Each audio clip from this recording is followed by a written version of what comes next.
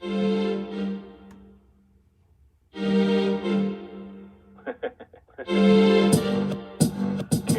Kev, Kev, Candy and Kev, Kev, Candy and Kev, Kev. Get ready. Here we go, it's the show you've been waiting I know for. you've been waiting. Just sit back, you will see, you're gonna want some more. We talk about love, life, and fun, all in one. Let's take a ride. It just begun. Come on, everybody, you're sure to get your laugh on. It's the Candy and Kev show. Well, good morning, and welcome to the show. How are you this morning, Good people? morning. Totally my fault this morning. Kevin, move on in, because you're like all the way over there. Totally my fault this morning, guys. I'm gonna own this one. I was getting ready, and then something caught my eye on television, and we'll get into that in a second. But before, And I totally didn't bother. I was just like, you know what? We laid in the bed a little longer than usual, and we were I was just kind of like, laying there. just chilling. And then our corresponding reporter, Miss Anna Rudy, was like, "Hey, where you guys at?" And I I'm like that corresponding reporter. She's our corresponding reporter. And then we gonna have to eventually put you when things get start. you on stage. Yeah, payroll, everything. You're part of the package. But before we go any further, we're gonna ask you to go ahead and hit that share button. Check out this one, yo.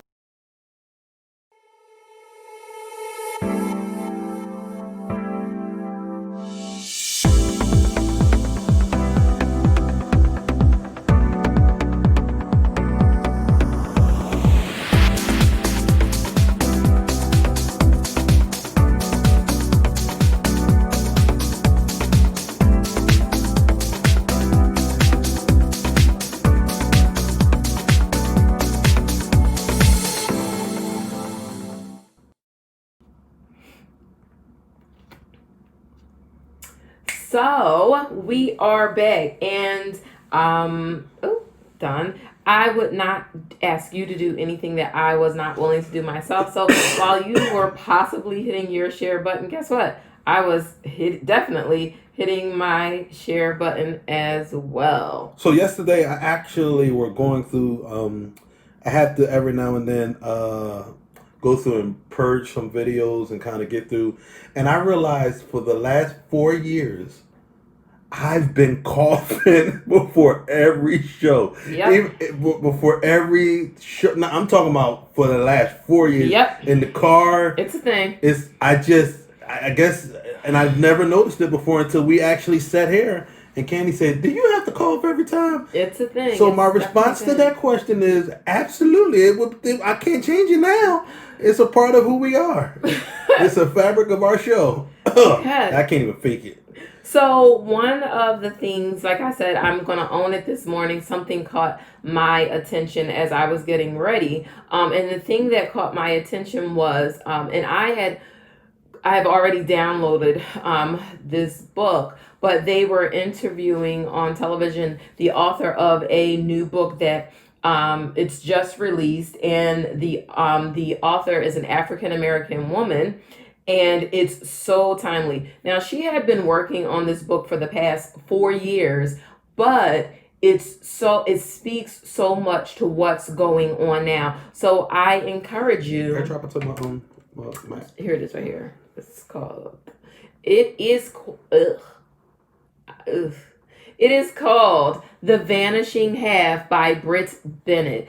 The Vanishing Half. Now here's the thing, as my husband is airdropping it to himself. The glass. Sorry.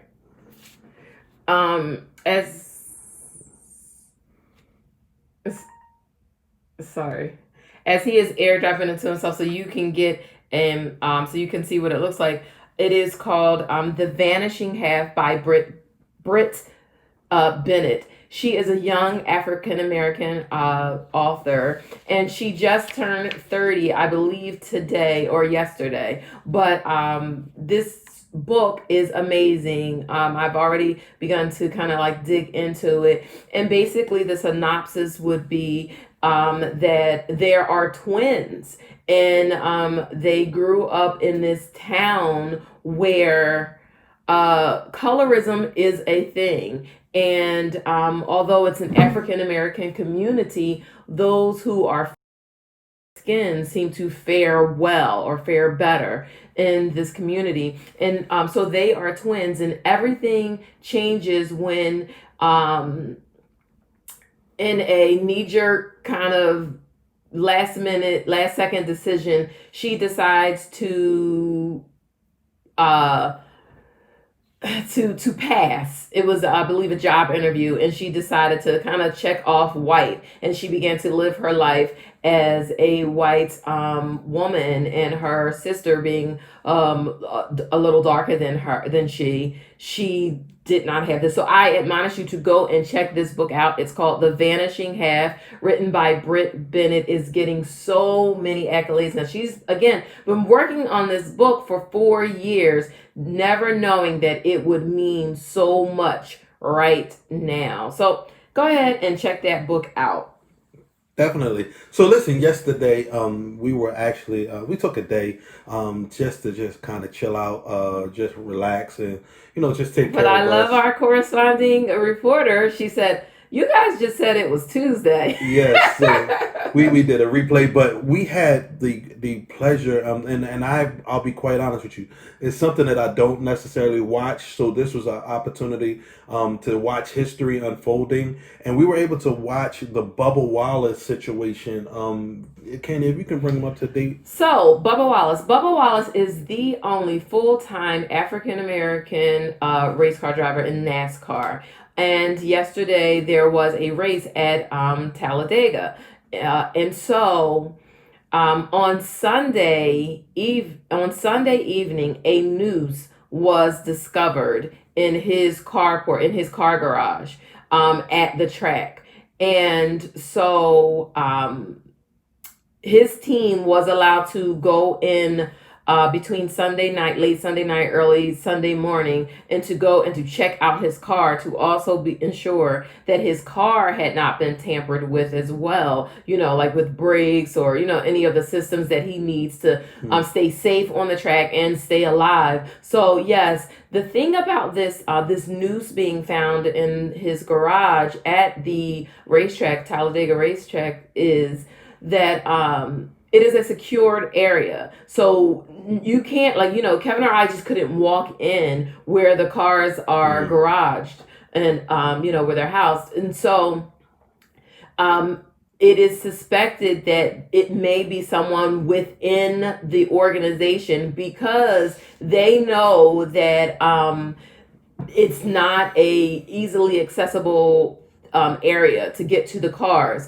And so NASCAR, the CEO, the top person at NASCAR, has the FBI is already involved, and they are doing all type of investigations that they need to do. And so NASCAR has said that once that person is found, that they will be banned for life from NASCAR, in addition to whatever and however the FBI handles with this. And it would be considered a hate crime because of it being a noose that was discovered. So again, a noose was discovered in the car garage of at the Talladega racetrack, in Bubba Wallace's in his car garage. He is the only full-time African American NASCAR driver. And so when you get to the level of Talladega, racing at Talladega, they are the top 40 best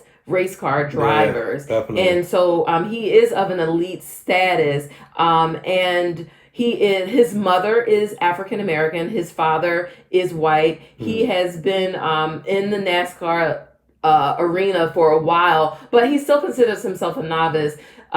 Yesterday, he ended up placing, it was his best placement to date as a professional driver. He came in 14th out of 40. He did lead in some of the laps he did lead many of the laps, but then he kind of said like he ran out of gas. But what made it so special and so important was there were groups of people who had never been to a NASCAR race in the past. Being honest with you, I've never watched a NASCAR race until yesterday. I mean, we watched it for, I guess, just about the whole thing. They came from Atlanta. A black people came from Atlanta to support Bubba Wallace. And Kevin has a video, and this is what his NASCAR family did at the start, as they came to like the start of the race, where the national anthem is in the Pledge of Allegiance is all done. This is a beautiful moment. Let's just. NASCAR's drivers have rallied around Bubba Wallace, the NASCAR Cup Series lone black driver, after what happened here yesterday afternoon. The drivers, led by reigning Cup Series champion Kyle Busch in green, and their crews, the entire garage area, has rallied around Bubba Wallace and the number 43 today. Because yesterday afternoon, a noose was found hanging in the garage stall of Bubba's race car. In the NASCAR Cup garage area, a secure area where access is limited to competitors, officials, and track staff. A despicable act by someone flying directly in the face of NASCAR's efforts to build a culture that is diverse, equal, and welcome. That's why Richard Petty is here today, and why Ryan Blaney, Bubba's friends, competitors, and on-track foes have closed ranks around him.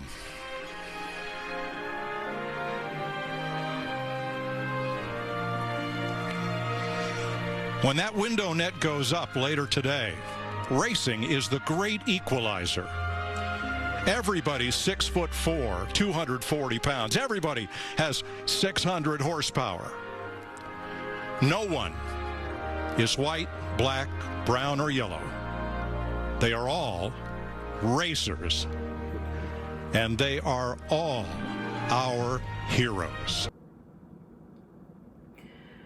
And so one of the things that makes this so, I guess, serendipitous is, as you see, Bubba Wallace's number that he wears is number 43. Mm-hmm. And that's just one number from another great athlete. American hero Jackie Robinson. He was one that broke the color barrier in baseball. And he went through some of the same things with racial discrimination, and he was, as the commentator said, the Lone Star of the African American. The Lone Star. Yeah, mm-hmm. Like he was. So it's amazing because I didn't get an opportunity as a young man to see the history of Jackie Robinson, but I yesterday was able to witness the history of Bubba Wallace, and it's just amazing how, and when you think of the time span, we're still dealing with racial discrimination years later. Jackie Robinson years ago dealt with something similar. His number was number 42, and now we're looking at Bubba Wallace. And it's also important, and I'm going to keep bringing this, and I'm going to bring it to the forefront, Kevin. Mm-hmm. When Jackie Robinson, when the team, when he became that professional baseball player, and he played for the various teams, it wasn't just southern states that did not show him love. Mm-hmm. When he entered the baseball field, right? When he got onto the baseball field to play, when he was at bat. It wasn't just southern states that booed him, that heckled him, that threw things on the field. That happened here in Philadelphia as well. So I just keep saying that because I think that oftentimes people think that this overt racism and these types of things only happen in southern states, but no, when Jackie Robinson played here in Philadelphia, he received the same type of treatment. And he started with the Brooklyn Dodgers back in April 15th, 1947. So just think, we're in 2020 and we're still dealing with some of the same. The beauty of it yesterday was to see them surround him, to see them kind of say, listen, we stand with you, and to see them to support him. And one of the things that made people angry with Bubba Wallace, first of all, he's an African American, so that off the back was a strike. But he was one that when everything was going on, he had on his car Black Lives Matter. He wore his Black Lives Matter t-shirt, which he was well and right to do. And the races came straight for him. So it was actually more than so true to that.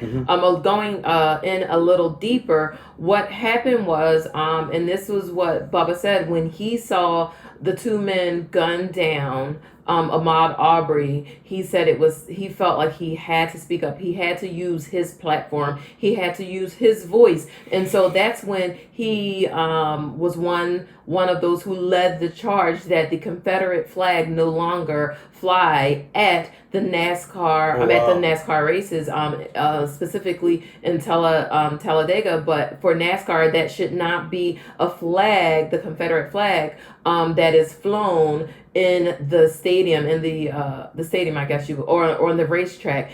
His thinking, and when you listen to the many interviews, he said, this is a sport that should be open to all, and therefore we are all united under this one flag, right? The United States of America. There should not be this division because, the Confederate flag has so much, it's more than just a flag. It has so much symbolism and other,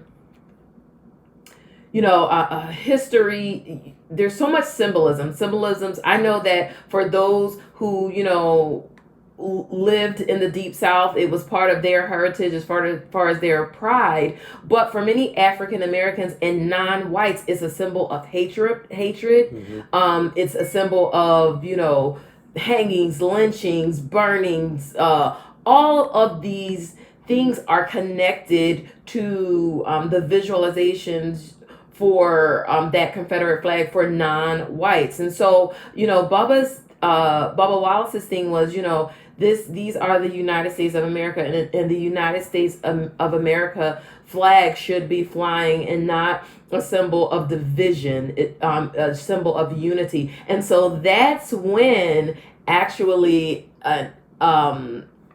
after they went ahead and said, the Confederate flag would no longer fly at the NASCAR races or, NASCAR venues, then he had his car. He was allowed to have his car, outfitted in Black Lives Matter. It was all blacked out with the hood of the car being having Black Lives Matter in big bold letters over it. And then, the races came out, and then that's how that kind of played out. But the good thing about, with big bold letters, yesterday on the field, there was other big bold words stood out on the field. They put down I stand with Bubba. So he does have the support of, and we know not all will support him that even race with him, but he has the support of many, as you saw in the video, the support of many of his NASCAR family, and many have spoken up. It's amazing. You said something that not many will support him. It's amazing how when sports individuals speak out against injustice. You can go back to the days of Muhammad Ali. You can go back to Kareem Abdul-Jabbar. You can go back to, you can come up to presently when you think of LeBron James and the football player Colin Kaepernick. Yes, and how Colin Kaepernick. And as soon as they speak against injustice, you don't need to talk about that. It's just like, play. Yeah, just like, it's amazing. Like, it's like you speak against injustice, and you're told to shut up, but you can speak nonsense and you're celebrated. So it's amazing, America. We got to do better. Thank you, Bubba Wallace, for being our modern day Jackie Robinson. Sir, you did it. You're amazing, and we're proud of you. Well, speaking along those lines, fun facts. There is also they have, and I will be so happy when we get beyond having to say the first ever. But right now, unfortunately, we still have to preface this by saying the first ever. But rocking out for that Black Girl Magic, they have their first ever Black female pit crew member for NASCAR. For NASCAR. Her first name is Brianna. I'm forgetting her last name at the moment. But shout out to you. So we have Bubba and we have Brianna. Kevin is pulling up her name. There she is. Yeah, go down. Because we want to make sure we put some respect on her name. Brianna Daniels is her name. And she is the first Black pit crew member for NASCAR. So let me see. She joined. Click back in. Oh, you're putting that picture up. I'm sorry. She joined. She's only 24 years old. Her name is Brianna Daniels. She holds the title of NASCAR's first African-American female pit crew member. She officially began her work with NASCAR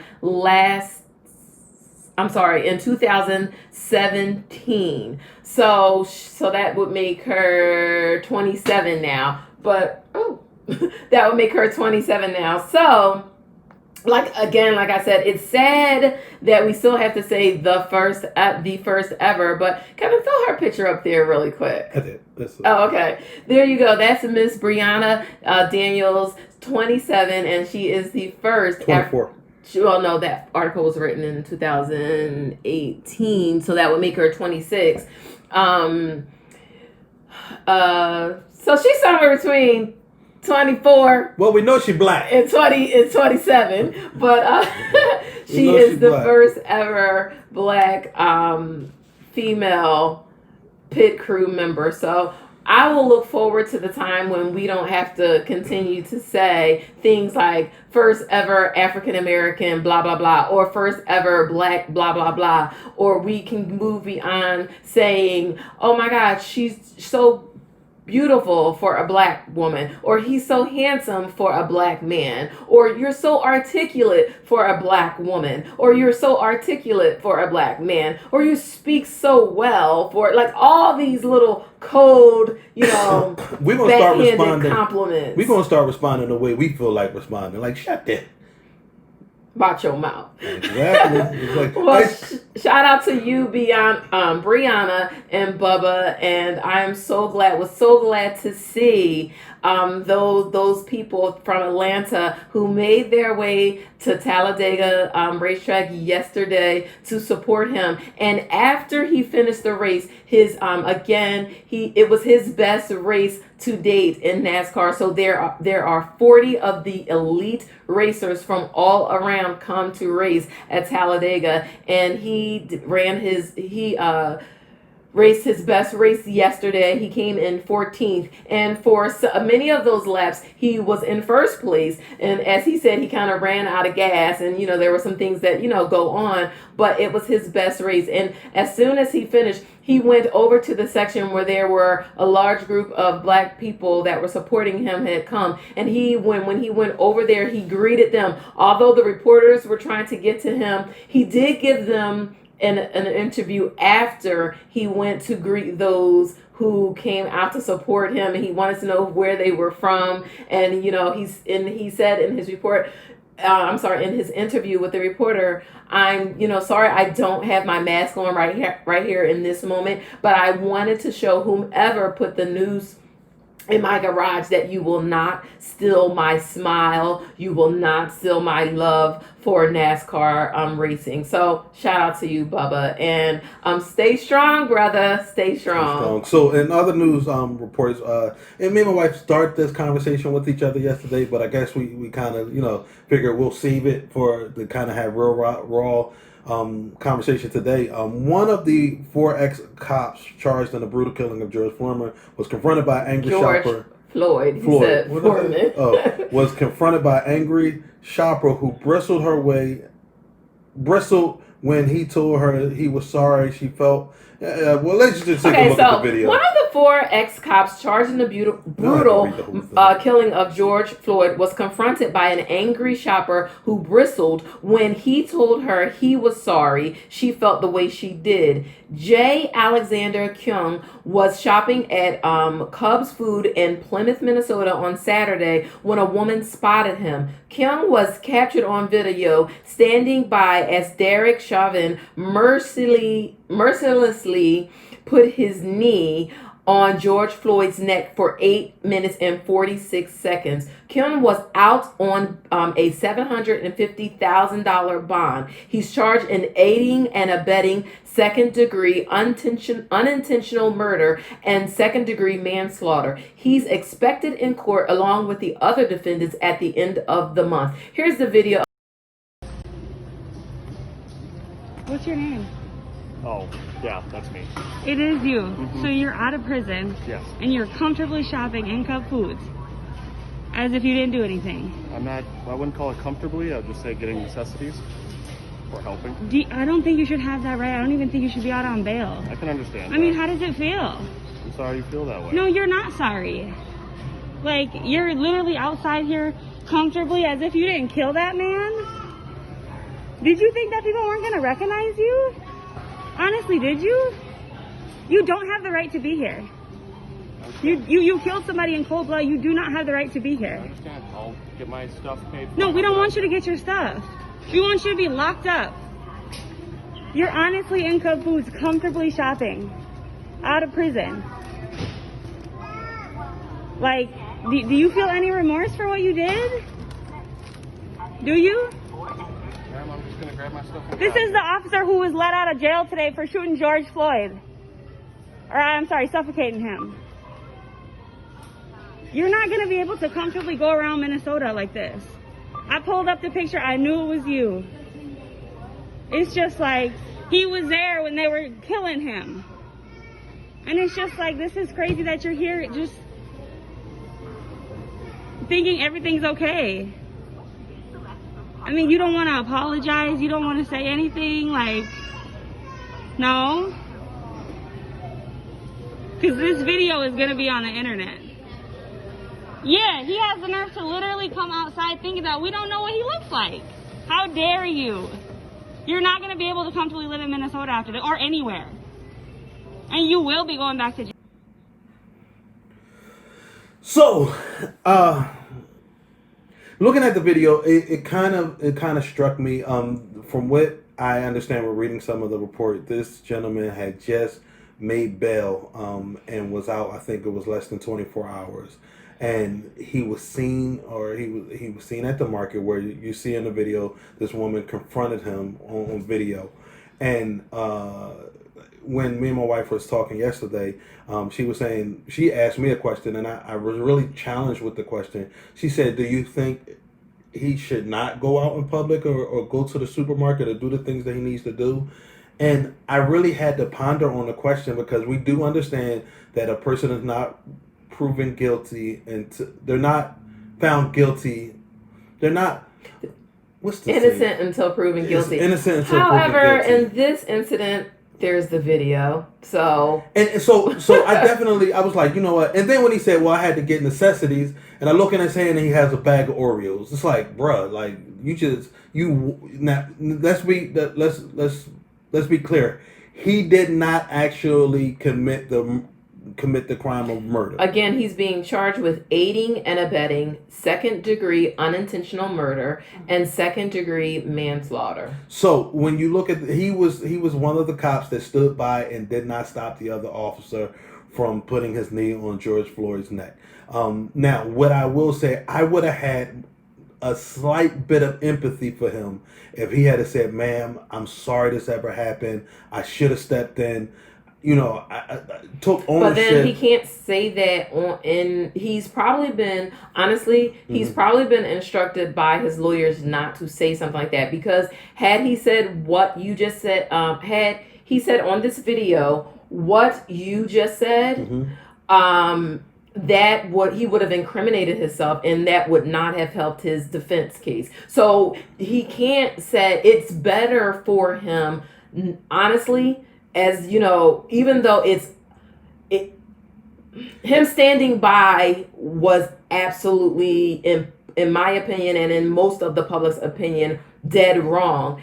As his defense team, they're probably saying, it's best not to say anything when you're confronted, because if he would have said something like, you know what, you're absolutely right, I should have, right then, that being caught on tape, he's admitting to guilt. And again, he's being charged with aiding and abetting. So that would have cut into that. Second degree unintentional murder, that wouldn't cut into that, and second degree manslaughter. So like it or not, for what it's worth, his defense team is probably telling him, do not speak on it. I agree wholeheartedly with everything you're saying, but it comes a point where your voice needs to be heard, where you have to go against, it's just the norm. If I know that I was participating and I could have stepped in, at that point, it's just like, yes, I have to take the due punishment, and yes, I'm going to let it be known I am sorry for, but honestly, like in the way that the defense. No, and I agree 100%. But then sometimes, and his defense team wasn't there. He wasn't in the. No. He was probably already prepped. Like, whenever you're asked about this, it comes to a point where human nature should take over, and my human nature sometimes should supersede what they're telling me. Like, if you my human ability, my compassion, my being human should take over and say, you know what? Because you could tell he was. You could tell two things. He was uncomfortable. Okay, you could tell he was uncomfortable, but you can also tell with his body language that he had probably been coached. If confronted, do not say anything. I do agree. And it's a police officer, so he's trained to do that. I do also agree that maybe someone has said that maybe someone should have told him, send someone else out to do your shopping. I'm not going out. So maybe someone else. It looks like he was with a friend. Maybe the friend should have just done the shopping and he could have stayed in the car. But no, I would have to say no. It wouldn't be wise for him to say anything but stand there and take it like a man. Now, if he would have been barking back, and if he would have been saying, derogatory things, or now that would have been wrong. It was best for him to be quiet and just kind of let the person go on. So what you saying that makes me look at it a little different now, because you're that cocky and arrogant. You feel like, oh, I'm just gonna go out to the market. No, I don't necessarily think that. No. What I'm saying is, if I know my face has been plastered all over the country, all over the world for something that I participated in, and I feel comfortable with just being like, I'm gonna go to, like, he had somebody with him, which means that person could have went into the store. It comes to a point where you're like, look, I'm just gonna go do me. So I don't necessarily think, and we don't know him, so I don't necessarily think that was an act of him being cocky and arrogant. I think it was more so him speaking about human nature, okay? Whether we like him or we don't.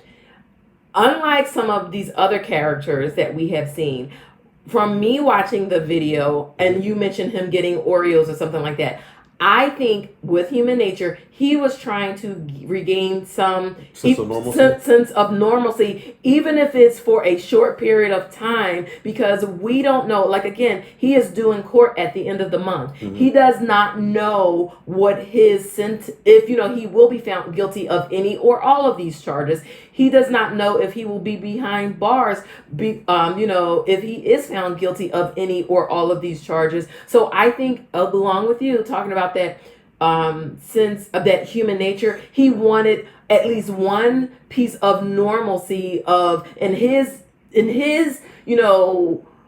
and maybe for him, with everything going on, the only sense of normalcy that he could have would be to get a bag of Oreos. But again, I will say that I get it. He can't say anything. Well, if he has a good legal defense team, they would have advised him not to say anything. But I think that he's gonna think twice about going out and being out in public again.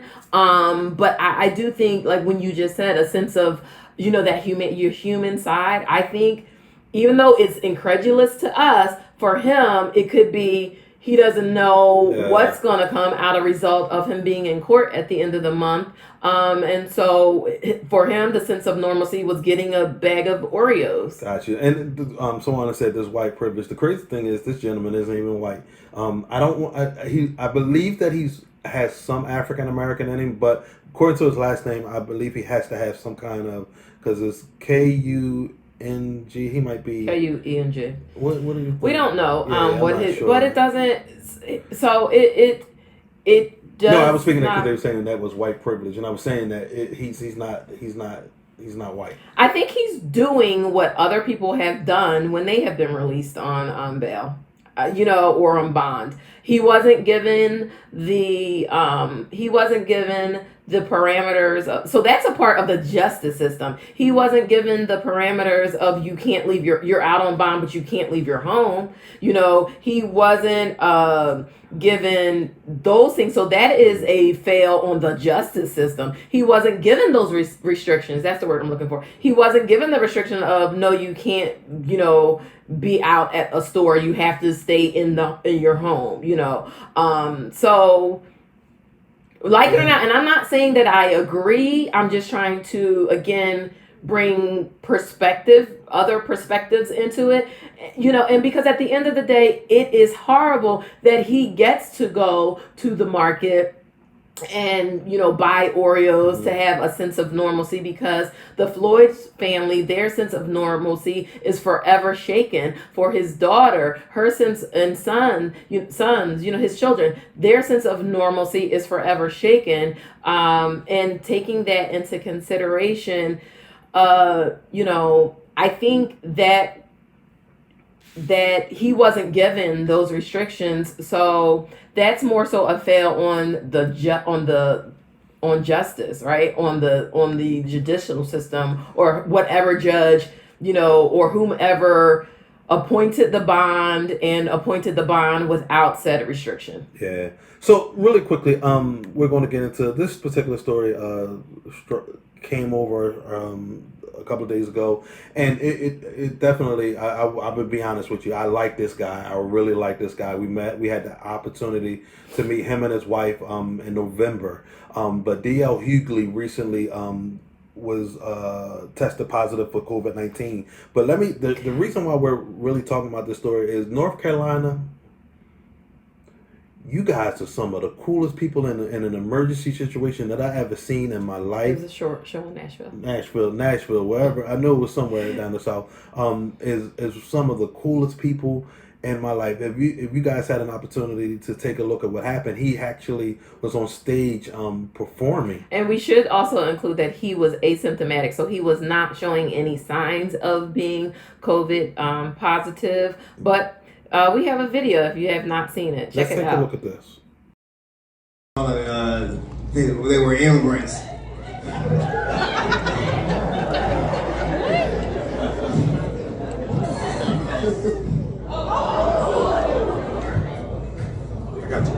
I got you.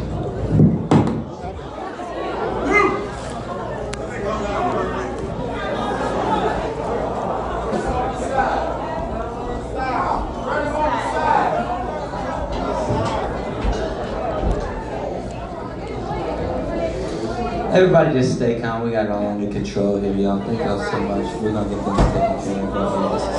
Sit down. Whew, scary moments. Scary. And then you could see his words begin to slur, and they were a little disjointed. Now, one of the things about comedians will take a situation and always find light in this. And one of the things that towards the end of this video, you heard the gentleman say was, everybody remain calm. Didn't nobody get excited. They were just sitting there like the people that drug him off stage were more animated than the crowd. Like if you do that in Philly, like folk gonna be like, oh my God, Jesus, Jesus. They're gonna be passing out themselves. They're gonna be running up on stage. But Nashville, They were kind of cool. y'all some cool people. Well, we are sending positive vibes and prayers out to to your good brother. you, DL Hughley. And the other thing about him is he's a very hard worker. If you've never seen, there was a show that told about his, his story, his rise to fame. And one thing about it, his work ethic is crazy. So it's nothing for him to do so many shows after shows after shows after shows after shows, being on the road, and then he was doing the television show, and then he was still doing shows, and then he was on the road and he was traveling, and that was his work ethic. So, and now, we know he has his talk show. I believe he has a radio situation, and he's still touring. So, during the pandemic, which is impressive. And being asymptomatic, so he did not know. But we hope that he has the opportunity to take some well-deserved rest and take care of himself. Sending positive vibes and prayers out to you, my brother. We're definitely praying for you. And listen, there's certain celebrities that you come across and you meet, and they actually are not very nice. Him and his wife were very pleasant. They were very kind. So shout out to DL. Still kept it real though. Yeah, kept it 100. So shout out to DL. We're praying for you. As we were leaving, his wife and I were chatting about the shoes or whatever, shoes hurting our feet, and he said, "Well, why would you have those on anyway?" She's like, "Cause I want to look cute." I said, "Leave her alone, DL. She's cute." Definitely. But, so we got some weird news story. One starting right out here in New Jersey, y'all. So that was the serious stuff. So now let's get on to the what? Yeah, so this is something that they're asking our help with, the public to help find this individual. So Candy, well, racism has gone to a new low high. Oh dear! So a deer runs into Black Lives Matter protesters in New Jersey. Yes, that's right. A deer runs into Black Lives Matter protesters in New Jersey, seriously injuring a woman. 3 people were injured, 1 seriously, while marching in a Black Lives Matter protest here in New Jersey, in the South Brunswick area on Friday.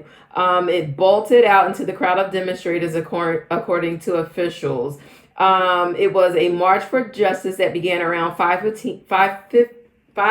p.m. at South Brunswick High School, and a 69-year-old woman was transported to an area hospital after receiving a serious head injury. So we are trying to help the authorities find them. You might want to say, why is you racist? This is a photo of the particular deer. So we want you. Oh, what? We know that we want to help the authorities bring this particular person to. They're looking all over for him. So if you happen to see this individual, you can inbox me and Candy, and we'll make sure we'll get it to the right authorities. This is a picture of the individual that we're looking for right now. So. You gotta, deers don't respect us no more. Wow, we can't even get respect from the deer. And here's the thing. So where we live, I'm telling you, I have looked up, been chilling in my living room and looked out my back sliding glass doors and see, wild goose. Wild turkey. I've seen geese. We've seen deer, we've seen possum, we've seen all types of things. I don't know where Kevin has me. I'm a Philly girl. He got me out here with lions and tigers and bears. Oh my. Because I don't know if you know that in the news report last week, that black bear that was spotted in New Jersey. Yep, he was in our area. He was in our neighborhood. He walks from the Deptford area past our neighborhood and then went on up into my daughter's neighborhood. Went to the Gloucester outlets. Yeah, it was at the Gloucester outlets, getting his shopping in before everybody else came out. So literally lions, tigers, bears, and deer. Oh my.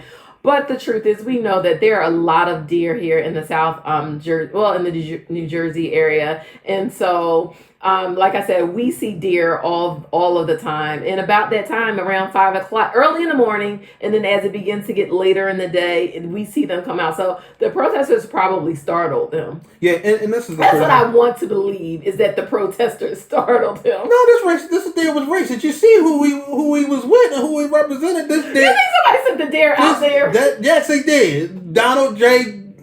Trump sent that deer out. See, I can't say what I want to say. So anyway, some news. Shout out to our young people. I'm loving our Gen Zs and our millennials. Y'all did that I'm loving how you guys are shutting things down. And I will once again say it. I am not going to get on the bad sides of the K-pop people, because they will shut a situation down. Just in case, really quick, I don't know, if you don't know this news, you have been under a rock. So you guys know that y'all's dude had a rally in Tulsa on June 20th, right? So there was an opportunity for people to buy, because it was inside, in an arena inside, so you had to get tickets, right? It was a ticketed event. They were free, but you had to go online to reserve these tickets. Well, put the millennials and the Gen Zs on the case, and they shut it down. Shut it down. Well, in advance of them going to the rally, they were so happy, said, oh my God, we sold out. There were over 1 million requests for tickets, because they always make more available than the actual, just in case people don't show up. Well, the Gen Zs and the millennials got on it, and they went in and were ordering, because you could I think order up to 4 tickets per person, either 2 or 4 tickets per person. It's a quarantine. They ain't have nothing else to do. Things are kind of not all the way opened up. So they went in and were ordering tickets. And so, y'all's boys camp thought that, oh my God, over 1 million tickets were requested. Nope, that was those Gen Zs and millennials, those K-pops. They went on, and there was one young Gen Z person that we know personally we found out later. Yeah, I was a part of those. I went on and reserved my tickets as well. And won't say his name though. Won't say his name, but I'm just gonna say, yeah, I'm not surprised you did that, sir. But and I kind of told him, good job. So there were about, I don't want to misquote, so I want to say there were under 10,000 people that actually ended up attending that fiasco. And some of his staffers, tested positive, and then after the rally, more tested positive for being stupid. Yes. So there you go. And so his next rally will take place at a church, inside a mega church. And the mega church went on and made false claims. About that. They made false claims. Oh, yeah. They said that they brought in this HVAC system that will kill the coronavirus. Shame on y'all liars. And 99.9% of virus in X amount of seconds or whatever, when people enter in. They since then had to pull down that video and recant that, because it was the CDC said that has not been proven. Stop lying. Yeah. Shame on you, pastors. So listen, y'all. We actually we announced last week that Car Conversations is. Are we doing this? No, because we. Oh, okay. Yeah, all right. Car Conversations is coming to an end. We're proud to announce that the Candy and Kev show, which will be a totally different format, but you guys will enjoy, will be coming forward very shortly. We're in the process of getting so we had to, unfortunately, in order to open up another door, some doors have to be closed. So we wanted to take an opportunity for you guys to take a look back at some of the moments from Candy and Kev's Car Conversation and a couple of other things. So again, it's just, we'll still occasionally have a car conversation. Yes. But those car conversations that Monday you were used Friday. to every single morning, that's going to change a little. But don't worry, we will still continue to, have conversations like this with our car pullers, but maybe it won't always be in a car. So take a look at this video, a few highlights from Candy and Kev.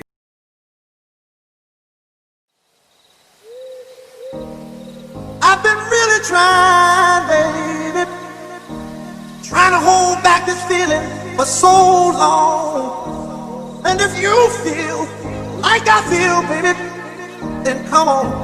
Oh, come on. I've been really trying, baby. Trying to hold back this feeling for so long. And if you feel like I feel, baby, then come on. Oh, come on.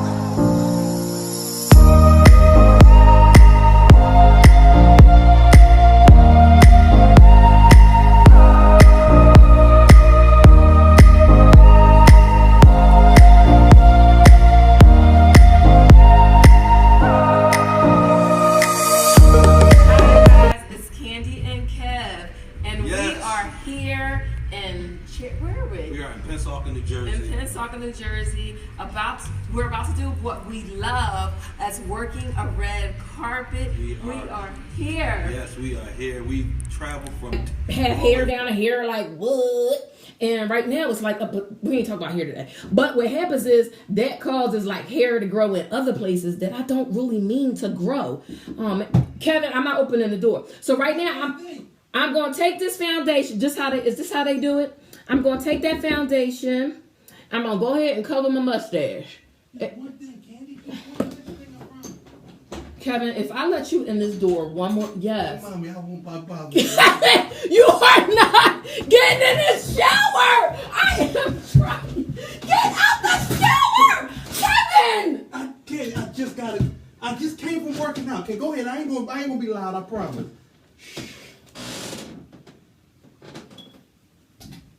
Nobody even know I'm in there. All right. So I'm gonna go ahead and I'm gonna cover that mustache. Because there's more women out here with mustaches than y'all realize. See, what happens is, now the darn dog is coming. Are we serious? I can't find dog. What? Anyway, so I'm going to go ahead and y'all see that?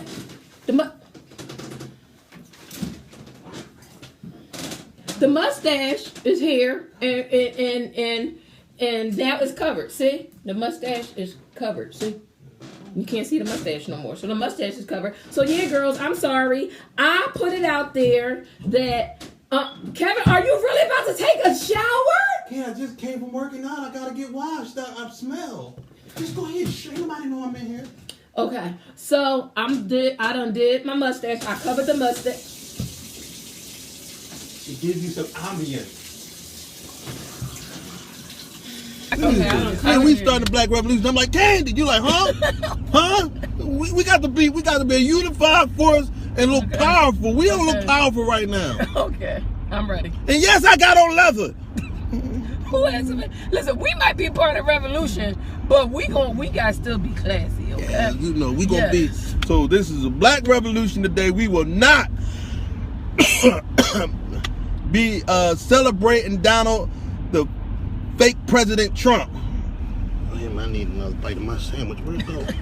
You know, so we don't. So I walk into. Have to have proper nourishment, everybody. For so I walk into.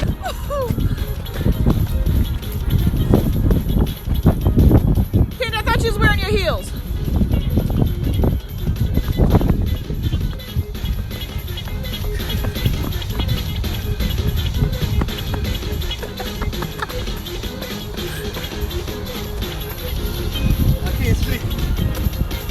Open your eyes.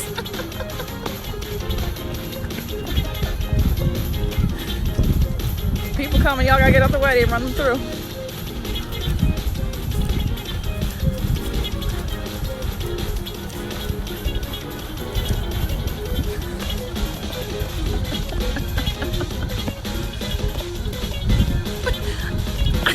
Kevin leaning on the car.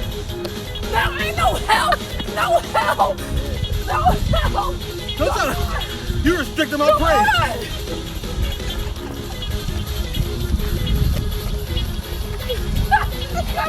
You getting tired, baby?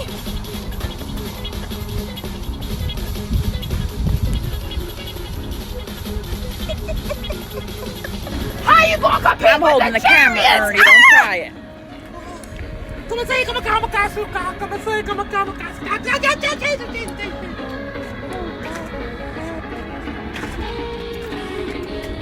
Kevin, you okay? So, guys, thank you for tuning in to our Pentecostal Praise Challenge. As my husband, he should have known I'm too competitive. Don't challenge me to no praise. You know, I done been in tarry services. Oh, look at this. What's going on with your feet, guys?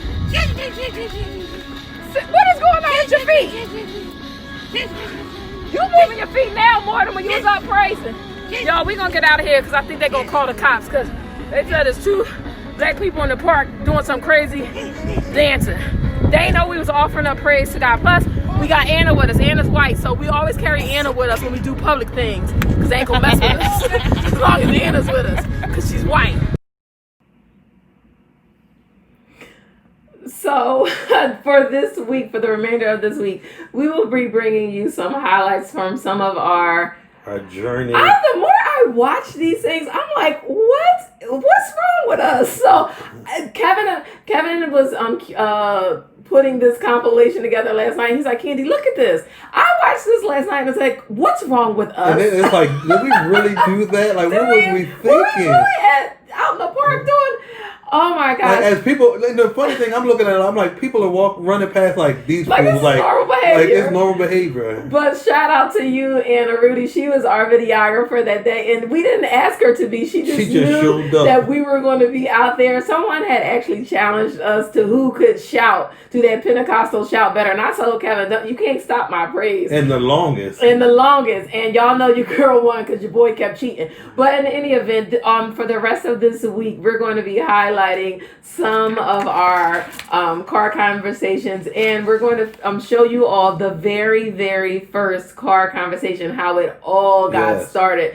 Again, as we move into this next phase, the door that God has opened for us, we won't be doing the car conversations like we used to do them before the quarantine. But we don't worry, we are still going to keep it. We're still going to continue to be on Facebook having these type of conversations, but they won't always be in a car. However, you will be able to catch us on the Candy and Kev show. And where will that be? It's being filmed in New York City, and you will be able to watch it on Apple TV, on Roku, on Android TV, and on Amazon's Fire TV. I'm so excited. Yes. There are some, we're getting things together. I can't say it all, can't tell it all. Mm-hmm. But in order for us to be able to get into the production of those things,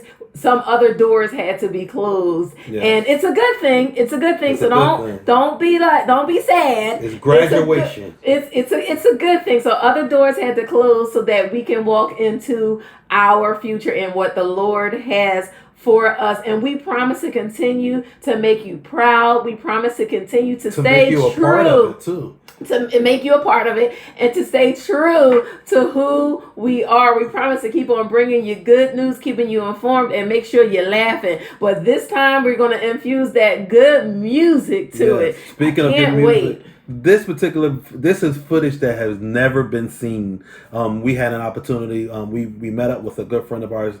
He's an awesome musician by the name of David P. Stevens. We met him at his studio. We were going to do some taping with him there. But this is a video that we've never showed anyone that we did, that we were preparing for something at the time. So we're going to leave you with this. And again, in true form, you'll see Candy and Kev acting up, doing this performance. So you guys have a great day. And as my wife always says, listen, we love you, boo. And ain't a thing you can do about it. We will see you tomorrow right here on Conversations with Candy and Kev.